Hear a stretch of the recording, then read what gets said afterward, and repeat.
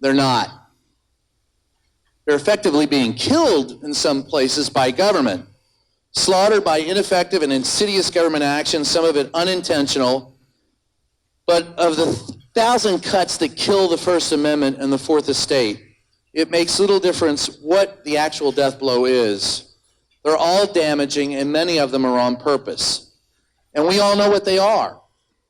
At local and state levels, it's the elimination of public policy revenue. It's the charges levied on newspapers when we attempt to get public information. It's the delays in answering FOIA requests, the inevitable legal actions that must take place, the threats of frivolous lawsuits, and multitude of other government actions taken that makes the government less accountable and at the same time helps to contribute to the demise of newspapers and journalisms.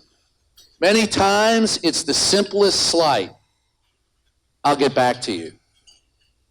And they never do.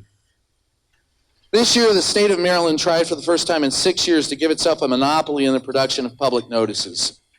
This is an anti-democratic move, and Rebecca and others were instrumental in standing up to making sure that this protection is there. It isn't about the money. It's about the government saying, trust me to post on my government website everything you need to know about me, the government. My son tells me it's like trusting someone's physical description in a dating app. I don't know, but I do know a revolution occurred in this country because of such thoughts, which is one of the key reasons for the existence of the Fourth Estate. A fact that some in state, local, and federal governments either A, are ignorant of or don't care about. On the national scale, those of us who cover the White House on a daily basis can tell you better than most what a reporter goes through as we're called the enemy of the people and routinely being accused of fake news. We have to redouble our efforts.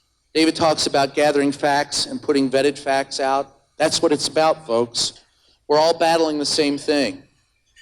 There was a famous journalist long ago from Baltimore, often called the Sage of Baltimore. H.L. Mencken once noted, "For if experience teaches us anything at all, it teaches us this, that a good politician under democracy is quite as unthinkable as an honest burglar. His very existence, indeed, is a standing subversion of the public good in every rational sense. He is not someone who serves the common weal.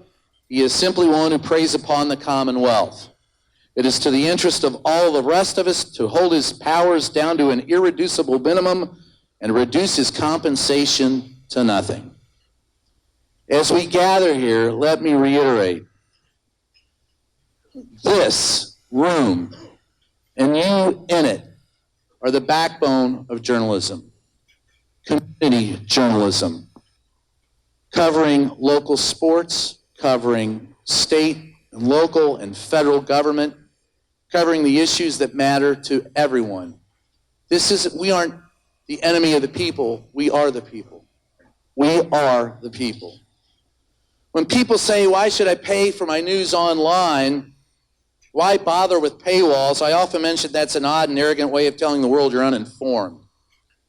So as a way to address our critics, support our industry, and remind everyone why they should support quality journalism, I know many of you do this, but I encourage every organization here to put every story, ad, video, blog, blast, Facebook post, Instagram, or tweet that won any award behind a paywall.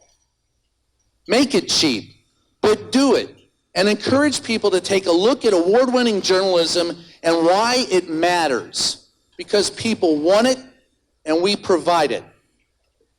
With that, I'll say thanks for being here again. We have a great program for you, mostly not because of me, but because of Rebecca. And for you younger reporters, you've chosen the right profession. Stick with it. The pay's abysmal. It doesn't get better. But we love you. Your challenge, stay despite the pay and make a difference.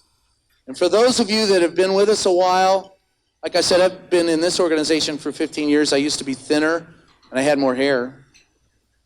But for you who have been here a while, thank you for your service. And never for one moment should we ever forget the sacrifices our friends made in Annapolis or the spirit which binds us all in this room together. For everyone at the Annapolis paper who lost, We love you. God bless.